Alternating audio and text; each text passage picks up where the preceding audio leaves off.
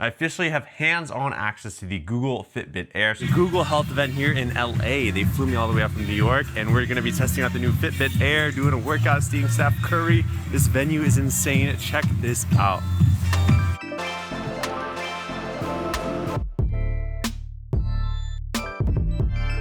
Now this right here is the Google Fitbit Air Stephen Curry edition. It's just a little bit more expensive than the standard $99, but all you're really getting is a special strap versus hashtag lock in. It's the standard Velcro strap. And then I also got the large active band here. This is for the Google Fitbit Air. This is kind of the reddish color. You can see that this does not get wet. It's more for active stuff.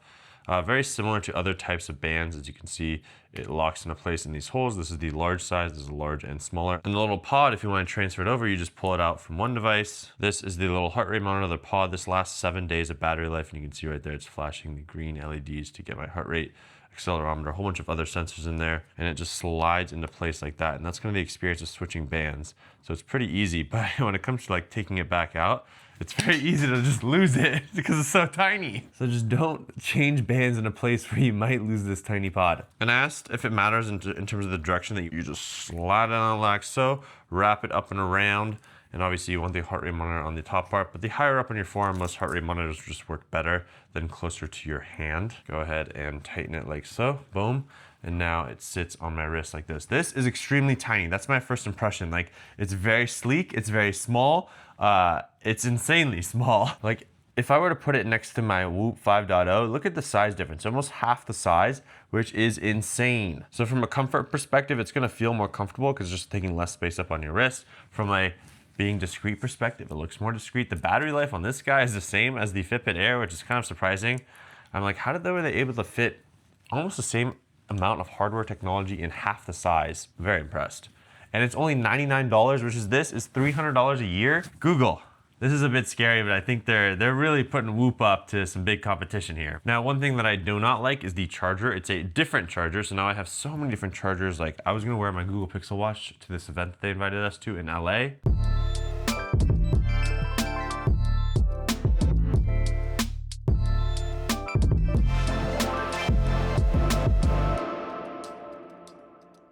And I couldn't find the charger because I have so many cables and devices. But now we have a third charger, and this is what it looks like right here. You have two prongs right there. It magnetizes onto the device, whereas like the Whoop charger is a charging puck. I think anything, even like the Aura Ring has its charging case. If you're a small device, a small wearable, you should have a AirPod style charging device that you charge that thing and that thing charges your wearable. But to be able to charge this, it charges pretty quickly. You can get, you know, a few 8 hours or a full day on just 5 minutes of charging, which is amazing. But you have to take it off. You go ahead and it magnetizes on like so, and bam. And now it's gonna start charging. Great, I can put this like on my table upside down. There's a little LED. Let's show you what that looks like. I'll plug the USB-C in right here. Now the LED, has a little vibration sensor in there too for smart alarms, so it can wake me up. But now the LED should power on because it is now charging. I feel it vibrate. But it has a smart alarm, so it can vibrate to wake you up at the right sleep stage, which is very impressive. The Whoop also has that. And now this is going to start charging on this device, but I had to take it off. Now I can go shower, do my thing, come back and get it.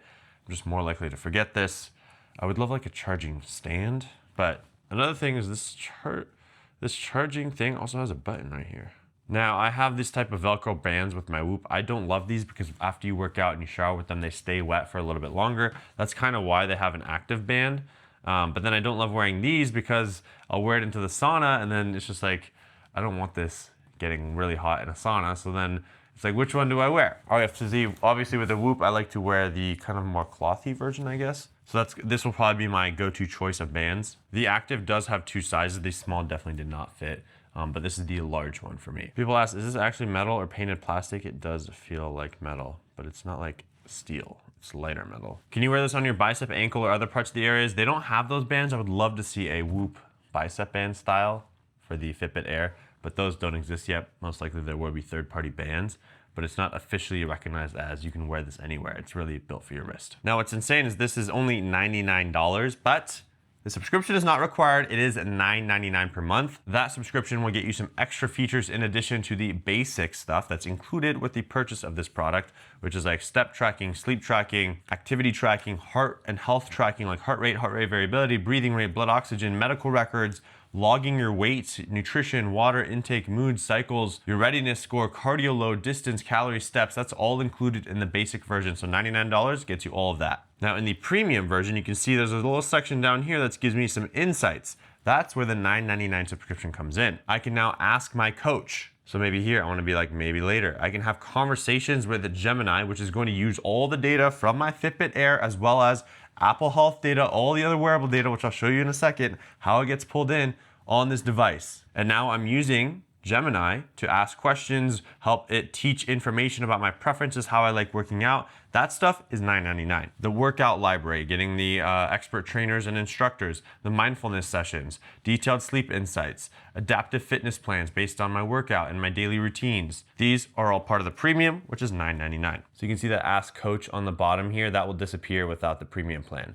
But it does come included for the first 3 months, I think, when you purchase the Fitbit Air, which you can pre-order. Link is in the description. Okay, Google is now getting a bunch more health data. Well, they kind of already were with a lot of these devices, but they've reiterated on the website for the Google Health app that Google is committed to not using Fitbit users' health and wellness data for Google Ads. The transmission of the data is always encrypted, and you have access, and you control who accesses your health information. So yes, it is secure. Some people ask, why is the box so big for such a small device? I don't know, it's not that big. It's actually surprisingly small. The $99 versions versus the $129 versions are just different colors. Other than that, the hardware differences are the same. Some creators got a cool PR box. I gotta go to a cool event in LA, but this is the actual box that you're going to receive when you purchase the product. Available for pre-order, a link in the description. And supposedly Google AI Pro and Gemini Advanced will somehow package Google Health Premium in as well. I haven't seen the details on those, but as soon as I find out, I will let you know. Now let's hop into the app and I'll show you how the Apple Health integration works, integration with other wearables like Garmin and Apple Watch,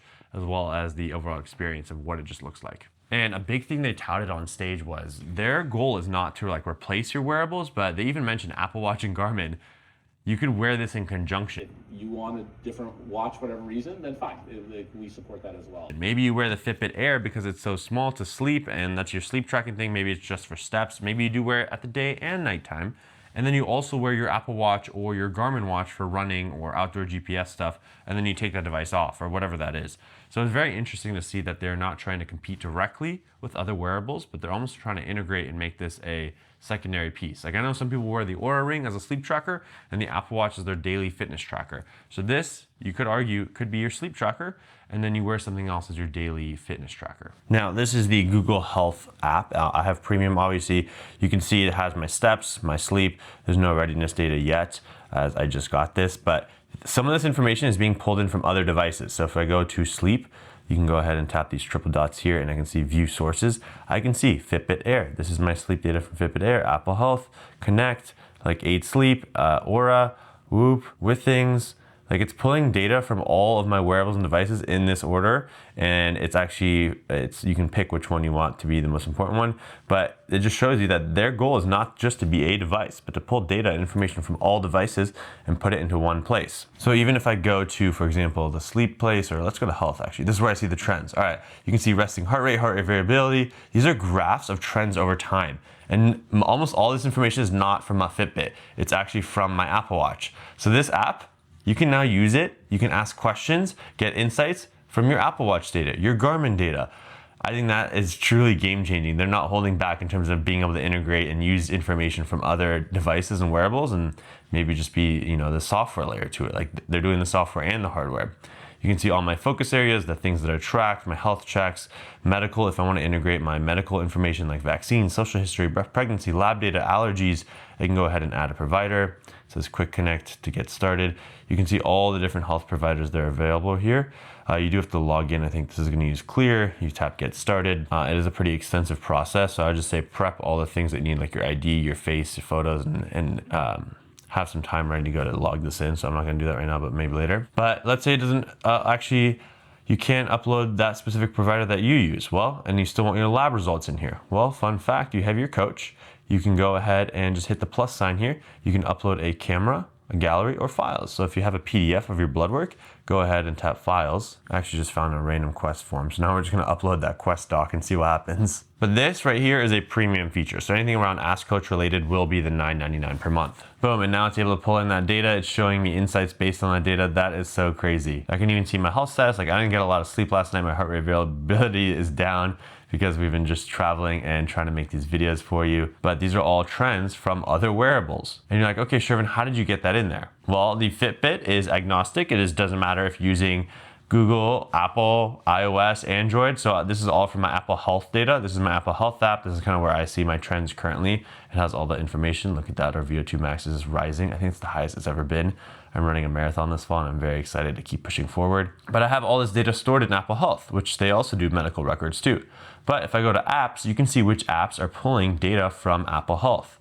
Bevel is another one. If you want to see that video, let me know down below. But here we go. There's Google Health. If I go ahead and tap Google Health, this is all the information that Google Health is now reading from Apple Health. So they're kind of like taking this information, stealing it in a way, not stealing it, but they're reading the information from Apple Health and then inputting and showing it in Google Health and allowing me to ask questions using AI powered by Gemini, which I think is game changing. But look at this. They're doing sleep, shortness of breath, state of mind, total fat, the things I've eaten, workouts, workout routes, wrist temperature, a whole bunch of information that you can see there.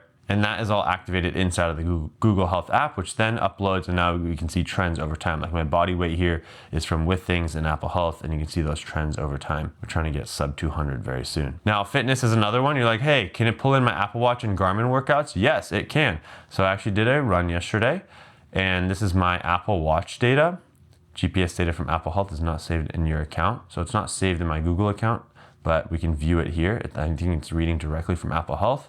It shows my heart rate zones, pace, distance, duration, and this is from Apple Health. Ooh, I can even export the TCX file. I have a bike here, which I biked around Central Park. Same thing, Apple Health. Sorry, I don't have a Garmin one, but it should also pull in Garmin data as well, either through Apple Health or with the Strava integration. And then this is all the recommendations. I told it my goal of wanting to run a sub 3-hour marathon.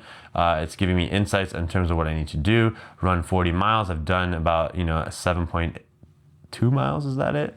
And I have 32.8 left. Do 4 high quality running sessions. Just to be able to achieve this goal, you can go ahead and tap and see what it's telling me, the inputs, the advice around these workouts. This is all premium features. I can see my general cardio load over time, calories burned, trends of all my fitness metrics over here. Look at those steps. Look at that. Once I leave New York, they just decline rapidly.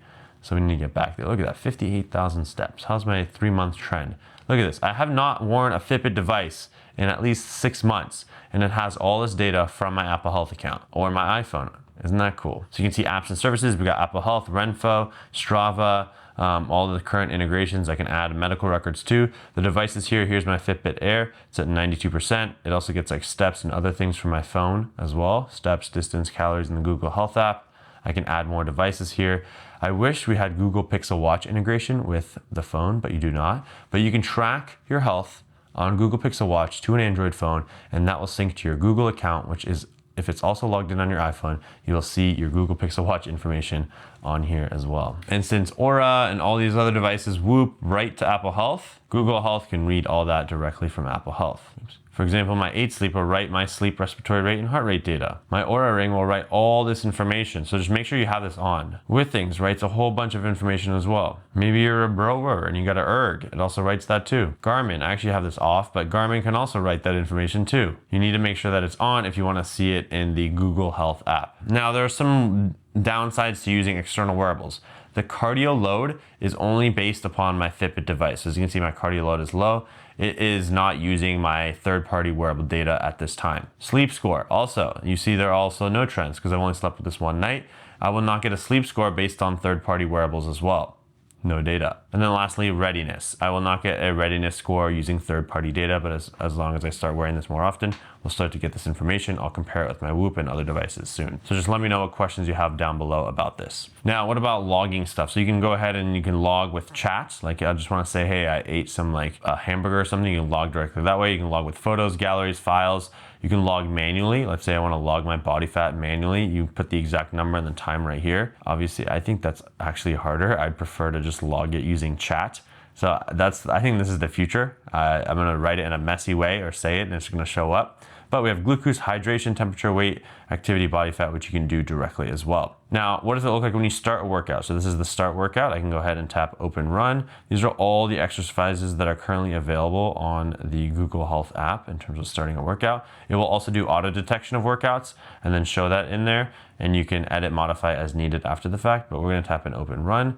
It's gonna give me a little warm up, open run, etc. We're gonna say, what's this do? Fitbit Air connections. We can bookmark it. We can delete the workout. Now we're gonna tap start workout. It's gonna start the workout in 3, 2, 1, the classic counter. And now we have our cardio load, heart rate, energy burn, elapsed time, and the heart rate should be signaling on this device here. Share heart rate. We can even share the heart rate. Okay, with equipment and apps, that's really cool. Bring your heart rate towards those devices. That's awesome. If you're on a treadmill or need an external heart rate monitor, it's good to know. And then pause, end workout. Now we can rate the workout. We're gonna rate it as easy, save and view summary. And that's the overall experience of doing an open run on the Fitbit Air inside the Google Health app. We can go ahead and export a TCX. We can modify the workout if we need. I said running. We've got optional information to update and add. It looks like we can add the distance here manually if we needed to. So I think what I was told is it actually is not using your phone's GPS, but it will get distance and pacing based on the accelerometer of the Fitbit Air. So I would love to see how that can change, or how you can use the GPS from your phone as supplemental data to the heart rate on your actual Fitbit Air. Now, this is a quick goal that I just set up. I said, hey, I want to do a sub 3-hour marathon. We had a quick conversation. Just tell me, what are you looking for? What are your goals? Do you have any injuries? And it said, hey, this is what we need to do to make sure that happens. Do you want to collaborate on making a plan, or should I propose one for you? And then it kind of told me, hey, this is what you need to do for this week, for this plan, and it's going to show up in the app every day. So this is one of the cool, unique ways of using the premium features to set up coaching, guidance, and tell you what to do. And it's $9.99 a month, so I don't have to pay for a coach, but now I'm getting a coach inside of this app. Like, this is gonna be my nutrition coach, my fitness coach, and be able to aggregate all my data from all my wearables and devices in one place, which I think is gonna absolutely change the game. I'm gonna test this and provide my full thoughts and review next week. Let me know what questions, comments you have down below. Subscribe to my Shervin Shares Reviews channel down below, and the main channel, Shervin Shares, where I will post the full-on review. We'll see you in the next one. Peace.